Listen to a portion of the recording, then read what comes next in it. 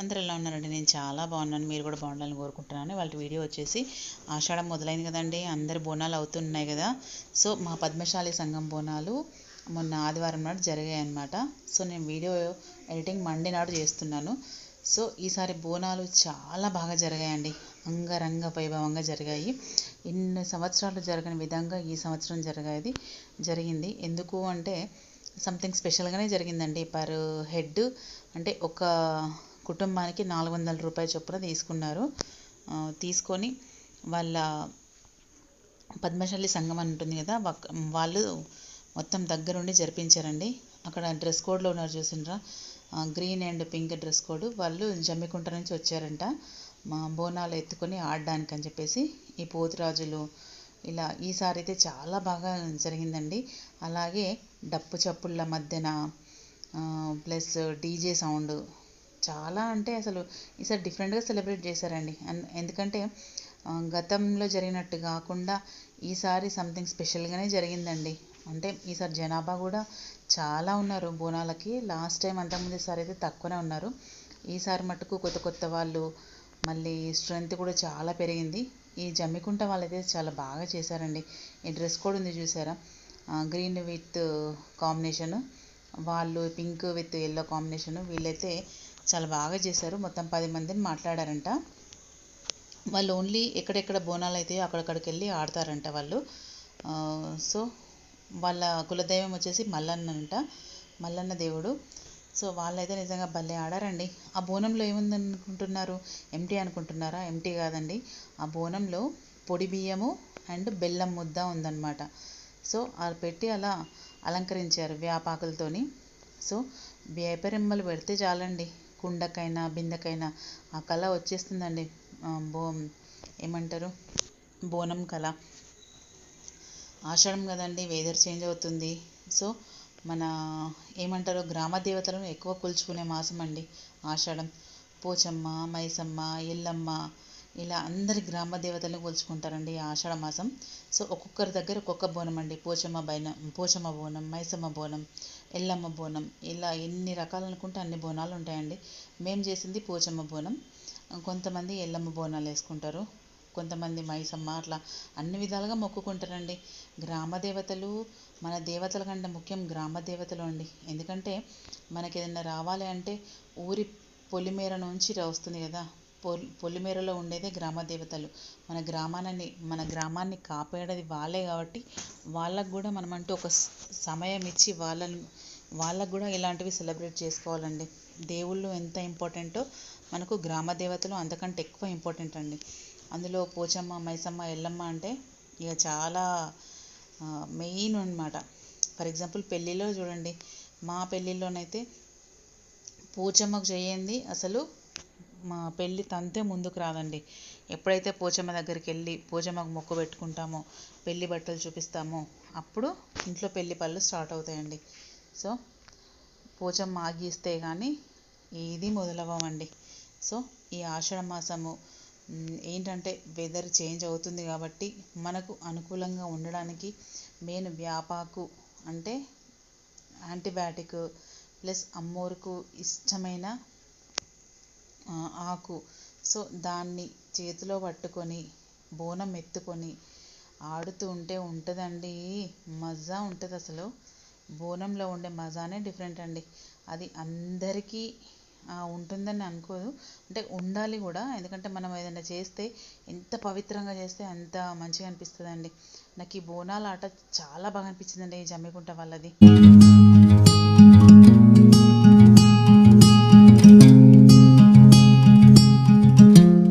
So ఇది రామ్నగర్లో మా అత్తమ్మ వాళ్ళ ఇంట్లో మా అత్తమ్మ పూజ రూమ్ అనమాట. ఇది చూసారా ఎలా ఉంటుందో మా అత్తమ్మ పూజ రూమ్, భలే ఉంటుందండి. ఎందుకంటే మా అత్తమ్మ, మా తోటికోడలు, నేను వచ్చారు. అంటే డప్పు చప్పుళ్ళతో బోనం తీసుకెళ్తామని చెప్పేసి ఈ ప్రాసెస్ మేము ఇంట్లోంచి ఎత్తుకొని బయటకు వస్తామన్నమాట. సో బోనం ఎత్తుకోవడం కూడా ఒక అదృష్టం అండి నిజంగా. నాకు చాలా ఇంట్రెస్ట్ బోనాలన్నా, మెయిన్ నాకు పూజలు, నోములు, వ్రతాలు, బోనాలు ఏది ఉంటే అది అన్నీ ఇంట్రెస్టే అండి. సో ఆ ఇంట్రెస్ట్ రావడం కూడా అమ్మవారి కృపనే అనుకుంటాను నేను. సో ఇదిగోండి, దాదాపు మా ఇంట్లో మా అత్తమ్మ తర్వాత ఎత్తుకున్నది నేనే అనమాట బోనము. చాలా సంవత్సరాలు అత్తమ్మ ఎత్తుకునేది. మెల్లిమెల్లిగా అదేంటి నాకు అప్పచెప్పారు అత్తమ్మ. సో టిల్ నవ్ అయితే నేనే ఎత్తుకుంటున్నాను. అమ్మవారి దయ బోనం ఎత్తుకోవడం కూడా భలే అనిపిస్తుందండి. బోనం ఎత్తుకునేంతసేపు అది ఆ ఫీలే డిఫరెంట్గా ఉంటుంది. సో మనకు బరువు అనిపించదు, ఏమనిపించదు. కాకపోతే కొంచెం టైర్డ్ అయిపోతుందండి బోనం అంతా అయిపోయాక. ఇదిగోండి, మార్నింగ్ 9 o'clock అని చెప్పారు వాళ్ళు, బోనాలు తీసే వాళ్ళు ఉంటారు కదా. బట్ వాళ్ళు వచ్చేసరికి 11:30 అయిందండి. 11:30 వరకు ఊరికేనే వెయిట్ చేసాం అనమాట, అత్తమ్మ నేను అందరం కలిసి. సో ఇది ఇలా మా రామ్నగర్లో మా ఇల్లు.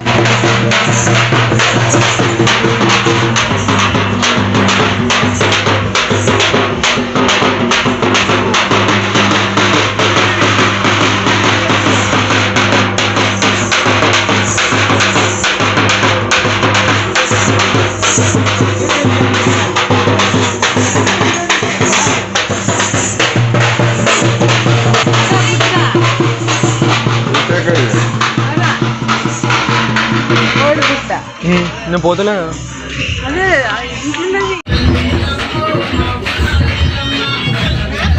ఏ ఆగా మెల్లవు, నేమన్నా ఇంకా రివర్స్ గేర్ చేసి బండినా సో ఇలా డీజేతోనే స్టార్ట్ అయిందండి మా బోనం. మా సంధి మూలం మీద నుంచి దాదాపు మార్కండేయ టెంపుల్ దాకా ఇలా డీజే వచ్చిందండి. చాలా బాగా అనిపించింది. అన్నీ మంగ్లీ సాంగ్సే అండి, సూపర్ ఉన్నాయి. ఈసారి మా బోనం పిల్లలు పెద్దలు అందరూ ఎంజాయ్ చేశారండి. చూసారా, చిన్న చిన్న పిల్లలు కూడా డ్యాన్స్ వేస్తున్నారు ఆ బోనం సాంగ్స్కి. చాలా బాగా జరిగిందండి ఆ సాంగ్స్తో మా బోనం.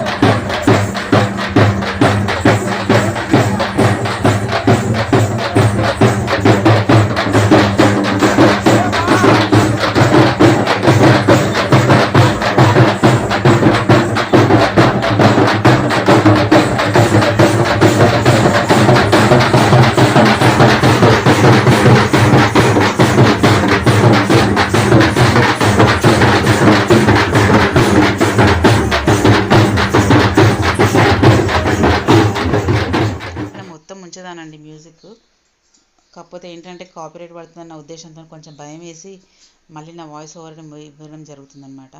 సో యాక్చువల్లీ ఏంటంటే ఆల్రెడీ అప్లోడింగ్ అయింది, కాపీరైట్ అని పడిందనమాట. సో కాపీరైట్ స్ట్రైక్ క్లెయిమ్ అని ఏం పడలేదు. మళ్ళీ ఎందుకు ఛానల్ రిస్క్లో పెట్టుకోవడం అని చెప్పేసి మళ్ళీ ఎడిటింగ్ చేయడం జరుగుతుందనమాట. అందుకే వీడియో అప్లోడింగ్ లేట్ అవుతుందన్నమాట. సో దాదాపు ఎండింగ్కి వచ్చేసాము. ఇక కొంచెం కాస్త దూరం అయితే మా పోచమ్మ కూడా వచ్చేస్తుంది. ఇదంతా ఇప్పుడు చూడండి మా బోనమ్మల జాతర.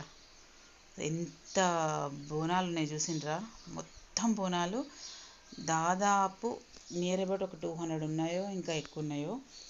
కానీ చాలా బాగా అనిపించిందండి. ఫస్ట్ టైం నాకు తెలిసి ఇంతమంది ఇన్ని బోనాలతో రావడం.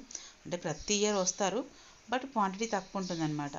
ఈ ఇయర్ ఏంటో మరి వేరే వాళ్ళు ఉన్నారో లేకపోతే మా వాళ్ళేనో, అంటే మా క్యాస్ట్ వాళ్ళు పద్మశాలీస్ ఇంక ఉన్నారో ఏంటో తెలియదు, కానీ మొత్తంకైతే ఇలా వేస్తే కొంచెం మంచిగా అనిపించిందండి. అంటే మామూలుగా మనం ఇంట్లో వెళ్ళి వేయడం కంటే ఇలా అందరం కలిసి వెళ్తే ఎంత బాగుంటుంది చూసిండ్రా. సో వీళ్ళైతే జమ్మికుంట వాస్తవ్యులు మాత్రం చాలా బాగా వేశారండి బోనాలు. ఈ ఎల్లో కుండలు వాళ్ళే అనమాట. నా డ్రెస్ కూడా వాళ్ళ దాంట్లో కలిసిపోయిందండి. వాళ్ళది ఎల్లో అండ్ పింక్ కాంబినేషన్, నాది కూడా దాదాపు ఆల్మోస్ట్ ఆల్ అదే ఉందన్నమాట. సో మా కోసం తీసుకొచ్చిన 2 మేకలు, మా పోచమ్మ కోసం తీసుకొచ్చినాయి. ఆ మేకలు తీసుకొని దాదాపు ఇక వెళ్తున్నాం టెంపుల్కి. సో ఇది గుడి ఎంట్రన్స్ అనమాట. వచ్చేసామండి గుడికి. అక్కడ ఏంటంటే అక్కడ డప్పుల వాళ్ళది ఇంకా చాలా టైం పట్టేలా ఉందండి. సో అందుకని మా మనీ హైదరాబాద్ పోతాడంట. కొంచెం తొందర ఉండేసరికి తొందరగా వచ్చేసినాం మేము. ఆ ఉద్దేశం ఒకటి, ప్లస్ మళ్ళీ ఇంటికి వెళ్ళేసరికి కూడా లేట్ అవుతుంది అని చెప్పేసి ఆ డప్పుల వాళ్ళని అక్కడ వదిలేసి మళ్ళీ అమ్మవారిని ప్రశాంతంగా దర్శనం చేసుకుందామనే కాన్సెప్ట్ ఇవాళ. ప్రతిసారి హడావిడి అండి. ఇది గుడి చాలా బాగుంటుందండి. లోపల భలే ఉంటుందండి పోచమ్మ గుడి. గింతంత ఉంటుంది కానీ లోపల భలే ఉంటుంది స్పేస్. చూడడానికి బయట గింతే కనిపిస్తుంది. సో ఫస్ట్ టైం అమ్మవారిని ఏమంటారు తనివి తీర దర్శనం చేసుకున్నట్టు అనిపించిందండి పోచమ్మది. ఇదిగోండి మేము వాటర్ పోసుకుంటూ తిరుగుతాం అన్నమాట పోచమ్మ చుట్టూ. సో ఎక్కడైనా అంతే, మామూలుగా 5 రౌండ్లు తిరగాలి, బట్ ఏంటంటే అక్కడ 1 అని చెప్పారు. సో బోనం లోపలికి నాటలోడు అనమాట. బోనంని ఇక్కడ బయట పెట్టేసుకొని లోపల అమ్మవారికి ఓడిబియ్యం తీసుకెళ్ళాము.